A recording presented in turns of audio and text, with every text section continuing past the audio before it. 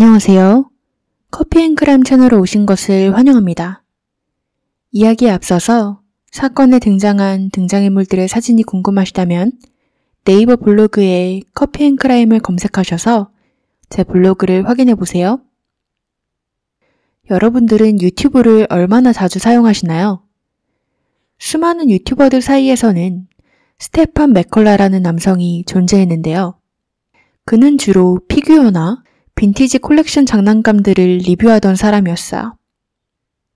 리뷰뿐만 아니라 가끔씩 유튜브 라이브도 진행하며 팬들과 함께 게임하고 소통하곤 했죠. 2022년 12월 18일, 이날도 어김없이 스테판은 라이브를 켰습니다. 크리스마스 전이어서 산타 모자까지 쓰고 게임을 했었죠. 하지만 팬들이 몰랐던 사실은 이 영상은 미리 녹화된 영상이라는 것과 스테판은 현재 자신의 여자친구인 나탈리를 살해하고 있었다는 점이었어요. 사건이 일어난 곳인 아일랜드 북쪽 러겐이라는 동네는 스테판의 여자친구인 나탈리 맥날리가 태어난 곳이었습니다. 나탈리는 1990년에 태어났고 어렸을 때부터 성숙하고 재밌어서 주변 사람들도 다 좋아했고 대학에서는 법을 전공하기도 했어요. 졸업 후에는 법률계에서 몇 년 일을 했지만 자신과 맞지 않는다는 것을 깨닫고 27살의 나이로 다시 대학교에 들어가서 마케팅 학위를 마치게 되죠. 그렇게 그녀는 한 곳에 정착해 있지 않고 계속해서 성장을 하던 사람이었어. 친구들과 가족들에게 사랑받고 직장에서도 인정받던 나탈리는 모든 것을 가진 듯 했었어요. 하지만 그녀가 단 한 가지 없었던 건 바로 연인이었습니다. 항상 남자친구를 간절히 원하고 있었죠. 그러던 2022년 8월, 나탈리는 스테판이라는 남성을 만나게 돼요. 이들은 둘 다 슈퍼히어로나 피규어를 좋아한다는 공통점을 가지고 있었고 바로 잘 통했어요. 그렇게 사귄 지 한 달 만에 나탈리는 스테판의 아이를 임신하게 됩니다. 스테판은 아빠가 될 준비가 아직 안 된 상태였어요. 계획한 바도 아니었고요. 스테판은 유튜버 구독자가 4만 명 정도 있었고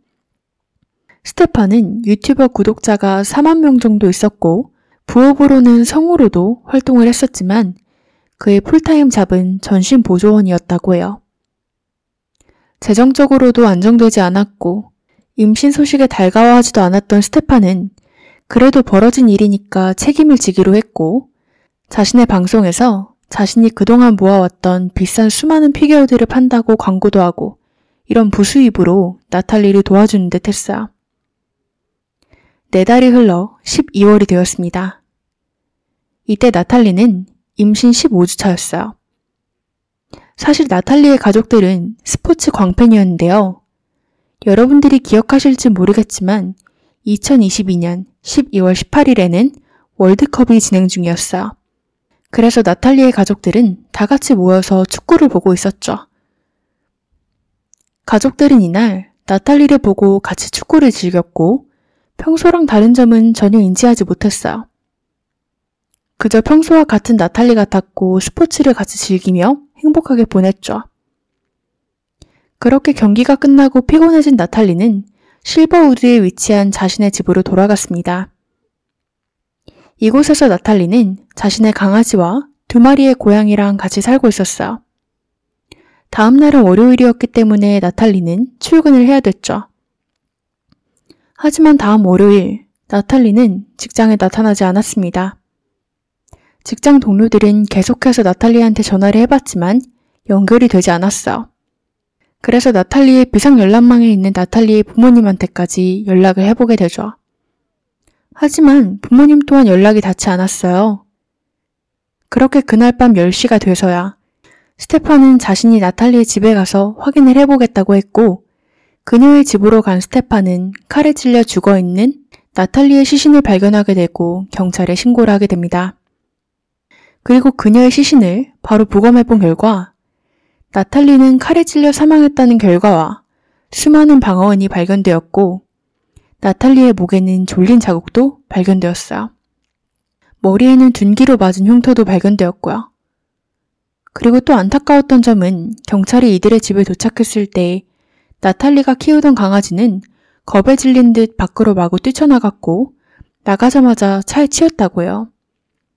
얼마나 겁에 질렸으면 사정없이 뛰어나갔을까요? 하지만 다행히도 강아지는 수술 후 살아남았습니다. 경찰은 나탈리를 죽인 범인이 누구건 나탈리랑 아는 사람이라고 확신했어요. 왜냐면 나탈리가 살던 곳은 입구가 하나, 출구가 하나로 따로 떨어진 곳이어서 조금 복잡한 구조였기 때문이었죠. 또 그녀는 여러 집들이 붙어있는 타운하우스 구조의 집에 살았는데 경찰이 CCTV로 확인해 본 결과 그날 밤 8시 52분경 수상한 남자가 실버그린에 들어가는 것이 목격이 됐고 35분 후에 떠나는 것 또한 확인되었습니다. 또 그가 들어갈 때는 수많은 집을 지나서 나탈리의 집으로 그냥 걸어가는 것도 아닌 뛰어가는 것이 포착되었죠. 마치 아는 집처럼요. 또 나탈리가 순순히 문을 열어주는 걸 봐서 이 둘은 이미 아는 사이라는 것이 100% 확실해지는 듯 했어요. 경찰은 이걸 대중에 공개하며 제보를 부탁했어요. 그리고 몇몇 사람들한테서 곧바로 제보가 들어왔죠. 나탈리의 이웃은 밤 9시경 나탈리의 집 방향에서 비명소리를 들었다고 제보를 하게 돼요. 하지만 월드컵이 열린 밤이었기 때문에 다들 소리를 지르고 시끄러운 밤이었기에 별 생각하지 않고 넘겼다고 했죠. 경찰은 우선 스테판을 첫 번째 용의자로 보고 그를 경찰서로 소환해 조사를 진행했습니다. 경찰은 우선 기본적인 질문들을 했어요. 처음 나탈리를 발견했을 때 주변에 무기를 봤냐, 수상한 점이 있었냐 등등이었죠. 하지만 이렇게 기본적인 질문을 하는데도 스테판은 아무런 대답을 하지 않고 피하는 듯 했어요. 경찰은 점점 더 그를 수상하게 여기기 시작했죠. 스테판도 이걸 눈치챘는지 갑자기 분위기를 전환하려 입을 열며 자신이 범인일 리가 없지 않냐고 자신은 사건 당시에 유튜브 라이브를 진행 중이었다고 주장하게 돼요. 그리고 자신이 당시 나탈리에게 보낸 문자를 보여줬죠. 나 이제 스트리밍 시작할 거야. 행운을 빌어줘. 라는 메시지였습니다. 이걸 보고 경찰은 의심을 거두고 스테판을 놓아주게 됩니다. 그렇게 그는 용의자 선상에서 제외가 됐는데도 경찰이랑 대화를 하기 꺼려했고 심지어 사라져버렸어요. 어느 누구도 스테판이 어디 있는지 알 수 없었죠. 지금까지도 그는 당시 어디로 사라졌었던 건지 밝혀지지 않았어요. 그렇게 수사는 다시 갈피를 잃었고 가족들은 제보를 해주는 사람한테 2천만 원의 현상금을 제시하게 됩니다. 그렇게 일주일이 지났어요. 아무런 제보도 단서도 없었죠. 경찰은 하는 수 없이 다시 원점으로 돌아가서 처음부터 수사를 시작하기로 방향을 잡게 되고 이미 제외해놨던 스테판을 다시 한번 들여보게 돼요. 이번에는 더 자세히 들여다보기로 했죠. 그리고 그들의 컴퓨터 기술로 스테판이 했던 라이브 스트리밍이 녹화본이라는 것을 알아내게 됐어요. 스테판이 용의자 선상에서 제외될 수 있었던 유일한 이유는 이 라이브 스트리밍 때문이었는데 거짓이라는 게 밝혀진 거예요. 그리고 이 스트리밍을 자세히 본 경찰은 수상한 점을 몇 가지 더 포착하게 됩니다. 스테판은 계속해서 오늘 날짜는 12월 18일이에요 여러분 이라며 계속해서 날짜를 되새겼어요. 그리고 또 자신이 오늘은 컴퓨터 이슈 때문에 라이브 댓글을 읽을 수가 없다고 말을 하기도 했죠. 사실은 미리 녹화해놨기 때문에 읽을 수 없었던 건데 말이죠. 그리고 소름 돋는 점 하나는 스테판이 라이브를 하던 중에 갑자기 화면이 No Time to Die 라는 007 영화 포스터가 등장했는데요. 포스터가 약간 수정이 되어서 Time to Die 라고 적혀져 있었고 한국말로는 죽을 시간이라는 뜻이었죠. 실제로 이 포스터가 스트리밍에 나온 시각은 나탈리의 사망 시각과 비슷하다고 합니다. 그가 이걸 다 모두 계획했던 걸까요? 이 영상에서는 스테판이 포스터가 내려가고 나서 방송사고라며 왜 엉뚱한 포스터가 뜬지 모르겠다고 웃으며 넘어갔지만 이게 다 녹화된 영상이고 스테판이 영상까지 편집을 했을 텐데 정말 소름 돋는 부분이에요. 심지어 이 녹화는 사건 4일 전에 녹화된 영상이었기 때문에 스테판은 4일이나 편집할 시간과 생각할 시간이 있었다는 뜻이었죠. 지금까지도 왜 스테판이 나탈리를 죽인 건지 정확한 이유는 밝히지 않았어요. 하지만 추측에 의하면 나탈리가 바람을 폈다고 믿었기에 복수를 한 거라고 하는데요. 사실 나탈리는 사망 며칠 전 남자친구한테 문자를 받았다고 해요. 이 메시지에는 약간의 플러팅이 있는 메시지였죠. 그래서 사람들은 스테판이 이 메시지를 보고 범행을 저지른 것이라고 추측했습니다. 재판에서 그는 무죄를 주장했어요. 이렇게 자신이 범인인 게 뻔한데도 말이죠.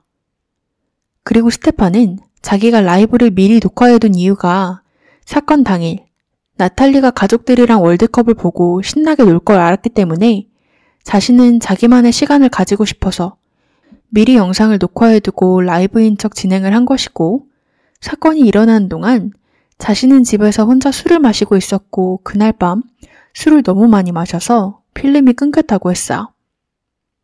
하지만 경찰은 스테판이 버스를 타고 실버우드에서 내리는 영상을 이미 확보한 상태였죠. 또 경찰은 범행을 저지르고 집에 갈 때 탄 택시 기사까지 증인으로 확보해서 그 기사는 법정에서 증언까지 했어요. 사건 당일에 한 바 앞에서 스테판을 태운 것이 기억이 난다고 했고 경찰이 앞서 확보한 실버우드 CCTV 영상에서 그가 걸어가는 방향이 택시기사가 주장하는 방향과 같았기에 스테판은 법정에서 거짓말한 신세밖에 되지 않았어요. 이런 스테판의 재판은 아직도 끝이 나지 않았고 아직도 최종 판결을 기다리는 중이라고 합니다. 여러분들은 스테판이 이 범죄로 어떤 형량을 받을 것이라고 예상하시나요? 여러분들의 의견 댓글로 많이 남겨주세요.